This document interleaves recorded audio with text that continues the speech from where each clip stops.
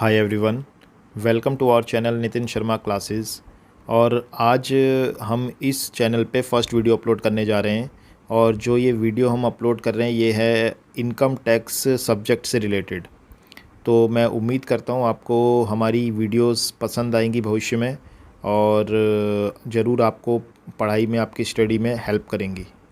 तो चलिए फिर हम वीडियो अपनी स्टार्ट करते हैं, और आप ध्यान से वीडियो को देखिए, और कोई डाउट हो तो आप कमेंट कर सकते हैं हमारे नीचे कमेंट बॉक्स में। तो चलिए स्टार्ट करते हैं अपनी वीडियो। हेलो फ्रेंड्स, आज हम इस वीडियो में देखेंगे कि इनकम टैक्स क्या है और हमारे एग्ज़ाम में ये कितने मार्क्स का आता है, और हम पूरा ये सब्जेक्ट अपना कवर करेंगे। तो पहले मैं बात करता हूँ यहाँ पे कि इनकम टैक्स जो है वो हम कौन से कोर्स के लिए पढ़ रहे हैं। तो वैसे तो ये इनकम टैक्स की वीडियो कोई भी स्टूडेंट देख सकता है जिसको इनकम टैक्स की जानकारी चाहिए, पर फिर भी हम स्पेसिफ़िकली अगर बात करें तो ये मैं वीडियो बना रहा हूँ बीकॉम के स्टूडेंट्स के लिए, जो कि सेकंड ईयर में है और वो दिल्ली यूनिवर्सिटी के स्टूडेंट हैं। वैसे मैं फिर बोल दूँ, वीडियो कोई भी देख सकता है, पर स्पेसिफ़िकली बीकॉम सेकंड ईयर के स्टूडेंट्स के लिए मैं ये बना रहा हूँ। तो अब हम बात करते हैं कि ये जो अपना सब्जेक्ट है, एक्चुअल में ये सब्जेक्ट का पूरा नाम है इनकम टैक्स एंड ऑडिटिंग। तो इनकम टैक्स एंड ऑडिटिंग पूरा नाम है इसका। तो ये income tax and auditing 50 marks का आता है इसके अंदर इनकम टैक्स, और 25 मार्क्स का आता है इसके अंदर ऑडिटिंग। तो अभी हम जो पोर्शन कवर करने वाले हैं वो है इनकम टैक्स, और ऑडिटिंग की जो क्लासेस है वो उसकी बात हम बाद में करेंगे कि ऑडिटिंग का क्या करना है। फ़िलहाल हम अभी इनकम टैक्स की बात कर रहे हैं। तो इनकम टैक्स जो है वो थ्योरेटिकल और न्यूमेरिकल क्वेश्चंस दोनों का कंबाइंड पैकेज होता है।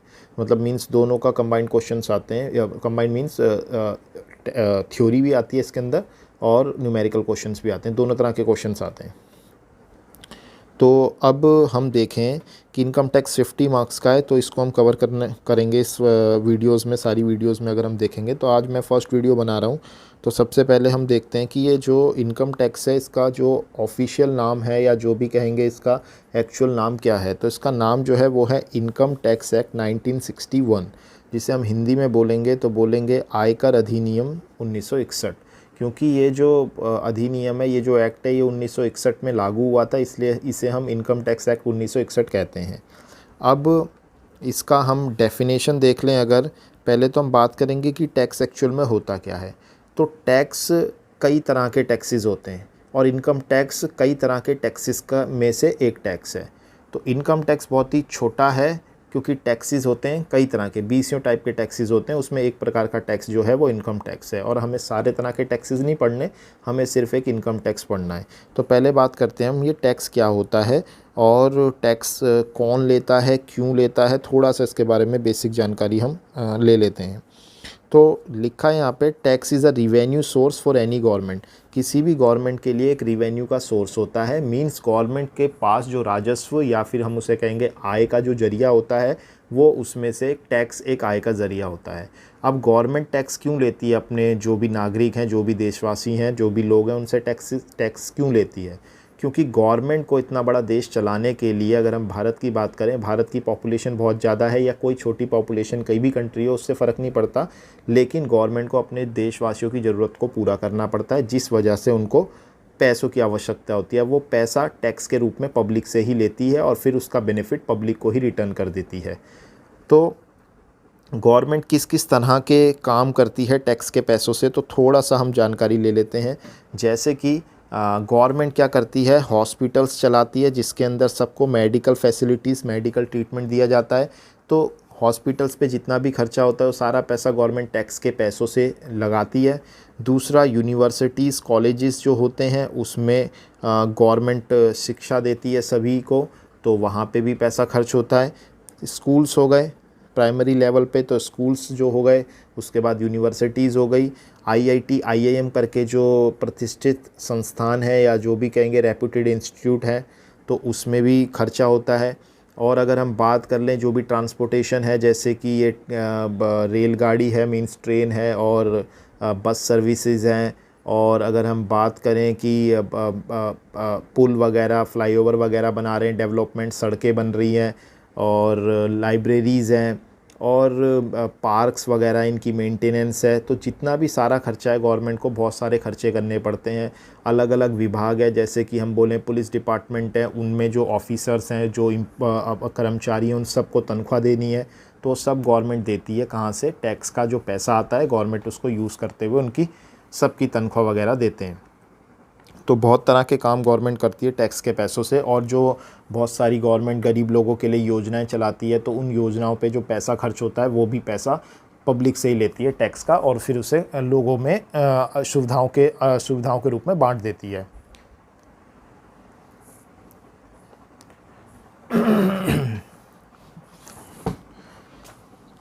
चलिए अब हम आगे बात करें कि टैक्स के कितने प्रकार होते हैं। तो there are 2 types of taxes, 2 प्रकार के टैक्सेस होते हैं मोटे मोटे तौर पे। तो हम समझ लेते हैं 2 प्रकार के टैक्सेस कौन कौन से होते हैं। तो जो 2 प्रकार के टैक्सेस होते हैं उसके अंदर एक होता है हमारा डायरेक्ट टैक्स और एक होता है इनडायरेक्ट टैक्स। तो डायरेक्ट टैक्स और इनडायरेक्ट टैक्स करके 2 तरह के टैक्सेस होते हैं। तो इसमें जो डायरेक्ट टैक्स है उसके बारे में हम पहले बात करते हैं। तो लिखा है direct tax is collected on income earned by any person. कोई भी व्यक्ति के द्वारा कमाई गई इनकम पर, कोई भी पर्सन के द्वारा कमाई गई इनकम पे जो टैक्स कलेक्ट किया जाता है उसे हम कहते हैं डायरेक्ट टैक्स। यानी गवर्नमेंट किसी भी पर्सन से उसकी इनकम पे जो टैक्स चार्ज करती है उसे कहते हैं हम डायरेक्ट टैक्स। तो एक अगर हम इसे एक लाइन में बोलें तो अगर हम कोई भी पर्सन पे टैक्स चार्ज किया जाता है तो उसे हम कहते हैं डायरेक्ट टैक्स। तो अब पर्सन को जो इनकम होती है वो कौन कौन सी टाइप की इनकम हो सकती है, यानी किसी भी पर्सन की कौन कौन सी तरह की इनकम हो सकती है, तो उसके बारे में अगर हम थोड़ी बात करें तो जैसे कोई पर्सन है वो नौकरी करता है तो उसको सैलरी इनकम हो सकती है उसकी, या अगर वो नौकरी नहीं करता तो वो बिज़नेस करता है तो वो भी उसकी एक इनकम हो गई। बिज़नेस नहीं करता, चलो जी, फिर वो क्या करता है, तो उसके पास पहले बहुत पैसा है पहले का ही, तो वो क्या करता है, उसको ब्याज पे दे रखा है लोगों को, उसने उस पर उसे इंटरेस्ट मिलता है, यानी उसने लोन के रूप में लोगों को बांट रखा है, इंटरेस्ट मिलता है, या बैंक में एफडी जमा करा रखी है या सेविंग बैंक अकाउंट पे इंटरेस्ट मिलता है, तो हो सकता है इंटरेस्ट की उसकी इनकम रहती हो। या चलो इंटरेस्ट की भी इनकम नहीं है तो वो कोई कमीशन एजेंट है, ब्रोकर है, जैसे क्या कहते हैं उसे, प्रॉपर्टी डीलर है, मकान वगैरह सेल वेल करवाता है तो कमीशन मिलती है, तो वो भी उसकी इनकम हो सकती है। और क्या हो सकता है जी, और अपना अगर वो कोई क्या करता है, गैम्बलिंग एक तरह का जो है इलीगल काम है, लेकिन फिर भी इनकम तो इनकम है, गैम्बलिंग उसकी इनकम हो गई। दूसरा, अगर वो कोई बैटिंग में शर्त में कोई पैसा जीत गया वो हो सकता है, या फिर वो गेम से किसी क्विज शो से पैसा जीता है तो वो हो सकता है। तो जितनी भी तरह की इनकम हो सकती है उससे कोई फ़र्क नहीं पड़ता है। और दूसरा, अगर हम देखें, कई लोगों के पास बहुत सारे मकान होते हैं, वो उसको किराए पे लगा देते हैं और किराए पे से जो भी इनकम प्राप्त होती है वो भी उनकी इनकम होती है। तो किसी भी पर्सन की इनकम कई तरह की हो सकती है। अब जिस भी पर्सन की कोई भी तरह की इनकम होगी, या एक से ज़्यादा तरह की इनकम होगी, उस पे उसे गवर्नमेंट को क्या देना पड़ेगा, टैक्स देना पड़ेगा।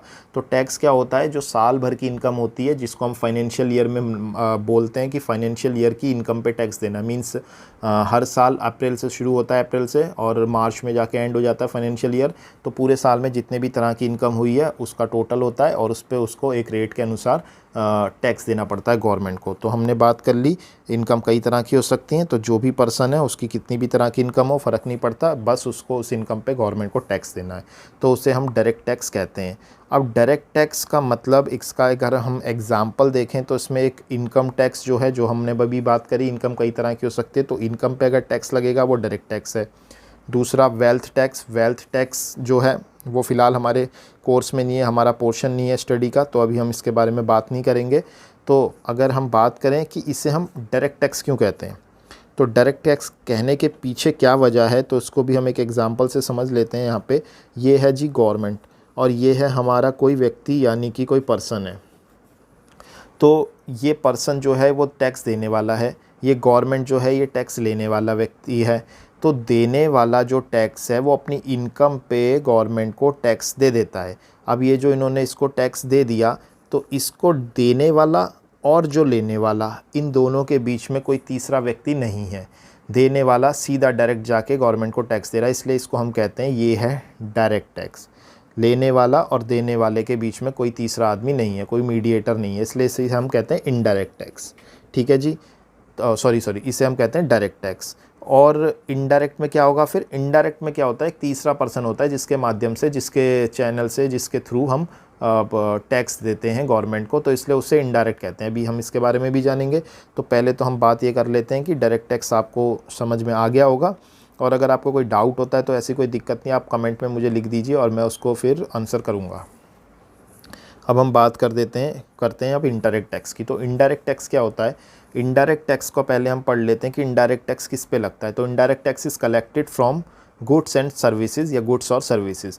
तो जो भी हमारे गुड्स होते हैं, यानी जो भी हमारा सामान होता है, दुकानदार जो भी सामान बेचता है, जो भी माल बेचता है, उस पे लगता है जो भी टैक्स, उसे हम कहते हैं इनडायरेक्ट टैक्स। या फिर जो सर्विसेज होती है उस पे जो टैक्स लगता है उसे हम कहते हैं इनडायरेक्ट टैक्स। तो मोटे मोटे तौर पे हमने ये जान लिया, पर्सन पे, व्यक्ति पे अगर कोई टैक्स लगता है तो डायरेक्ट टैक्स होता है, और गुड्स और सर्विसेज पे जो टैक्स लगता है उसे हम कहते हैं इनडायरेक्ट टैक्स। ठीक है जी। अब हम बात करते हैं कि गुड्स पे किस प्रकार से टैक्स लगता है। तो बड़ी ही जल्दी से समझ लेते हैं हम इसे, कोई मुश्किल बात नहीं है। तो जो गुड्स हैं वो कई प्रकार के हो सकते हैं, कोई भी हो सकता है। जैसे हमने टीवी ख़रीदा, एसी ख़रीदा, फ्रिज ख़रीदा, वॉशिंग मशीन ख़रीदा, कंप्यूटर ख़रीदा, टाइपराइटर ख़रीदा, लैपटॉप ख़रीदा, मोबाइल ख़रीदा, कैलकुलेटर ख़रीदा, आप कुछ भी चीज़ मान लीजिए, बाइक ख़रीदी, कार ख़रीदी, कुछ भी चीज़ ख़रीदा, तो आपने किसी भी प्रकार का गुड्स ख़रीदा अगर कोई शॉप से, तो उस समय पे हमें टैक्स देना पड़ता है, जो कि होता है सेल टैक्स। पहले हम बोलते थे, लेकिन अब उसको हम जीएसटी बोलते हैं। अभी हम जीएसटी नया आ गया है, तो पहले सेल टैक्स लगता था, अभी जीएसटी लगता है, उससे कोई फ़र्क नहीं पड़ता, टैक्स तो टैक्स ही है। तो जब भी गुड्स को ख़रीदते समय पे टैक्स लगता है तो उसे हम कहते हैं, ये है हमारा इनडायरेक्ट टैक्स है ये हमारा, जो कि गुड्स पे लगेगा। तो इसको हम एक एग्ज़ाम्पल से समझ लेते हैं कि जैसे कि हमने कोई सामान ख़रीदा, जैसे हमने एक मोबाइल ख़रीदा। अब मोबाइल की कॉस्ट हमने मान ली कि मोबाइल तो है जी 10,000 रुपये का।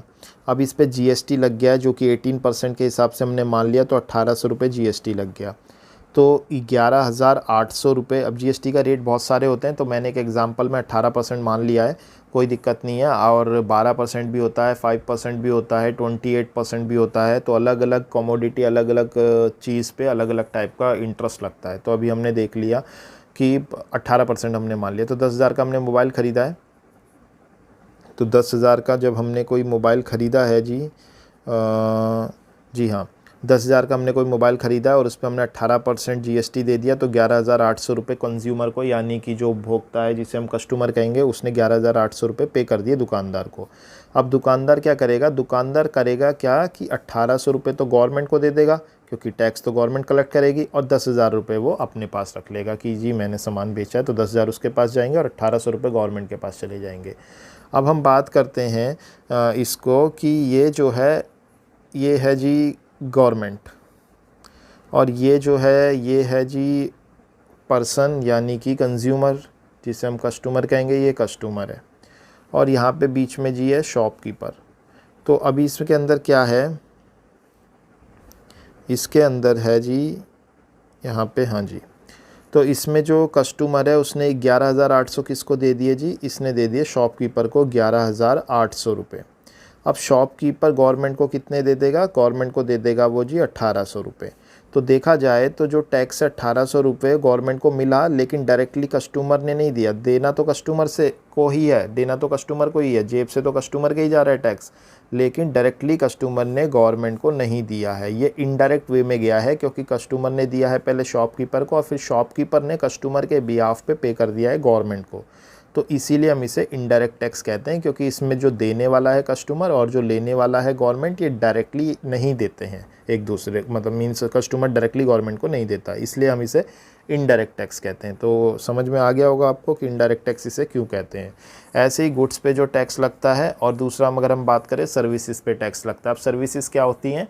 जैसे कि हम देखते हैं, डॉक्टर होता है, इंजीनियर होता है, चार्टेड अकाउंटेंट होता है, वकील होता है, एडवोकेट होता है, प्लम्बर, और आर्किटेक्ट होता है, कारपेंटर होता है। तो ये सब क्या करते हैं? ये अपनी सर्विस देते हैं, यानी ये कोई सामान नहीं बेचते हैं, ये क्या देते हैं? अपनी सेवाएं देते हैं, सर्विसेज देते हैं, तो उसके बदले में एक फ़ीस ले लेते हैं। तो इसको हम कहते हैं, ये है सर्विस टैक्स, जिसे हम पहले सर्विस टैक्स कहते थे, अभी हम इसे जीएसटी कहते हैं। तो एक एग्ज़ाम्पल ले लेते हैं, जैसे एक डॉक्टर है, डॉक्टर के पास कोई पेशेंट गया तो पेशेंट ने डॉक्टर को बताया कि जी मैं बीमार हूँ, तो डॉक्टर ने अपना चेकअप किया और उनको दवाइयों का प्रेस्क्रिप्शन लिख के दे दिया कि आप दवाई ले लीजिए बाहर से मेडिकल स्टोर से। तो अब पेशेंट ने डॉक्टर को क्या दिया, फ़ीस दिया। डॉक्टर ने कोई सामान तो बेचा नहीं है पेशेंट को, तो इसलिए हम इसे ये तो नहीं कहेंगे कि ये गुड्स बेचा डॉक्टर ने पेशेंट को। डॉक्टर ने क्या दिया है, सर्विस दी है, अपनी सेवा दी है कि मैंने आपको देखा, उसके बदले मेरी इतनी फ़ीस हुई। तो जब डॉक्टर बिल बनाएगा तो उसमें वो क्या लगाएगा, जीएसटी लगाएगा, जिसे हम सर्विस टैक्स बोल सकते हैं। तो इस पे क्या लगा है, सर्विस टैक्स।